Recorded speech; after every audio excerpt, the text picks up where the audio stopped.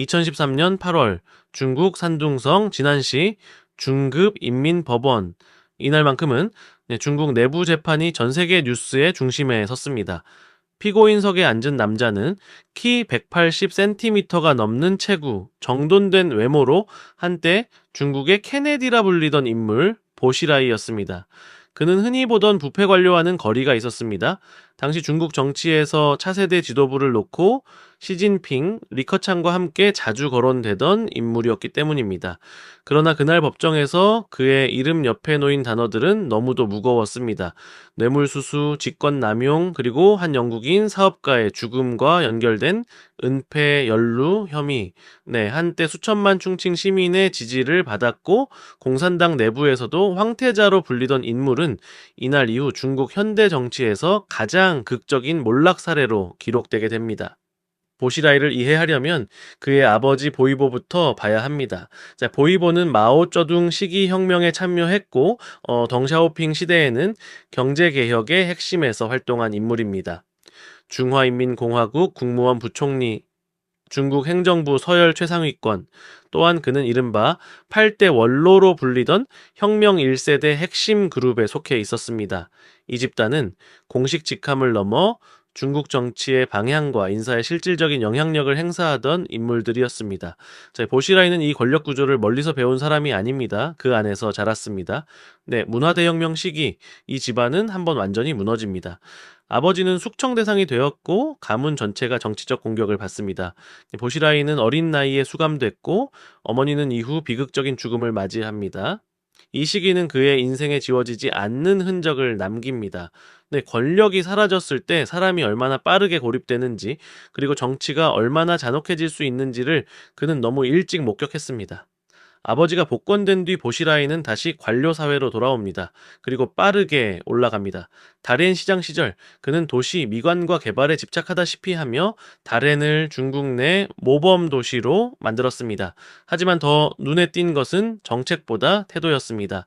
보시라이는 카메라를 피하지 않았고 기자 질문을 즐겼으며 자신을 숨기지 않았습니다.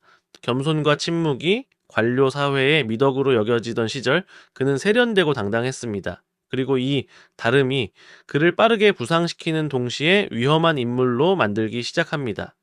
2007년 보시라이는 충칭시 당서기로 이동합니다. 충칭은 베이징, 상하이, 텐진과 같은 성급 행정단위인 직할시입니다.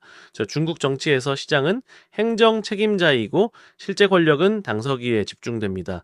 당서기는 공안, 검찰, 법원, 그리고 인사와 예산에 결정적인 영향력을 가집니다. 행정구역 기준 인구 약 3천만 명, 이 규모의 도시를 한 사람이 최종 조율하는 자리입니다. 그래서 충칭시 당석이 임명은 차기 지도부에 오를 수 있는지를 검증받는 실전 무대로 받아들여졌습니다. 보시라이는 이 자리를 조용히 쓰지 않았습니다. 충칭은 곧 정책이 아니라 장면으로 기억되기 시작합니다. 혁명가요가 울리고 조직폭력배 소탕이 속도감 있게 진행됩니다. 질서는 빠르게 회복됐고 도시는 눈에 띄게 조용해졌습니다. 동시에 기준이 보이지 않는 공포도 함께 쌓이기 시작합니다. 이 모든 집행의 중심에는 공안 책임자 왕리준이 있었습니다. 그는 현장을 알고 선을 알고 지시의 흐름을 알고 있던 인물이었습니다. 2011년 충칭의 한 호텔에서 영국인 사업가 닐 헤이우드가 사망합니다. 초기 처리 과정은 이례적으로 조용했습니다. 부검은 없었고 사건은 빠르게 정리되는 듯 보였습니다. 시간이 지나며 사망은 살인으로 규정되고 사건은 다시 수면 위로 올라옵니다. 보시라이는 사법 절차 대신 정치적 처리를 선택한 것으로 전해집니다. 없던 일로 하라. 이 말은 은폐가 아니라 지시로 받아들여질 수 있는 표현이었습니다. 이 말을 가장 무겁게 받아들인 사람은 실무를 쥔 왕리쥔이었습니다. 왕리쥔은 계산합니다. 사건을 알고 있고 처리 과정에 관여했고 사안이 커지면 책임은 아래로 떨어집니다. 이건 혼자 감당할 수 있는 규모가 아니었습니다. 2012년 2월 6일 왕리쥔은 청두 주재 미국 영사관으로 향합니다. 이 장면 하나로 내부 처리는 끝났고 중앙 개입은 불가피해졌습니다. 보시라이는 충칭의 당서기에서 중앙이 직접 처리해야 할 인물로 분류되기 시작합니다.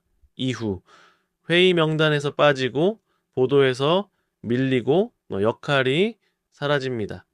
그리고 법정에 먼저 모습을 드러낸 사람은 보시라이 본인이 아니었습니다. 그의 아내 구카이라라이였습니다. 닐 헤이우드 살해 사건과 관련해 직접적인 가담 혐의로 기소된 인물이었고, 이 재판은 보시라이 개인의 문제가 아니라 그의 정치적 보호막이 이미 무너지고 있다는 신호로 받아들여졌습니다. 2013년 8월 보시라이는 산둥성 진안시 중급인민법원에 섭니다. 그는 혐의를 전면 인정하지 않았습니다. 중국 고위급 재판에서는 이례적인 태도였습니다. 그러나 결론은 바뀌지 않았습니다. 무기징역. 보시라이는 공식적으로 지명된 후계자는 아니었지만 차기 최고 지도부를 놓고 여러 차례 이름이 오르내리던 인물이었습니다. 중국 정치에서 그 지점까지 접근하는 것만으로도 극소수에게만 허락됩니다. 그는 분명 권력의 문턱을 보았고 손을 뻗을 수 있는 거리까지 다가갔던 사람입니다. 그러나 그 문턱 앞에서 그는 선택되지 않았습니다. 중국 현대 정치에서 보시라이라는 이름은 오르지 못해서가 아니라 거의 닿을 뻔했기 때문에 더 오래 기억되는 몰락으로 남게 됩니다.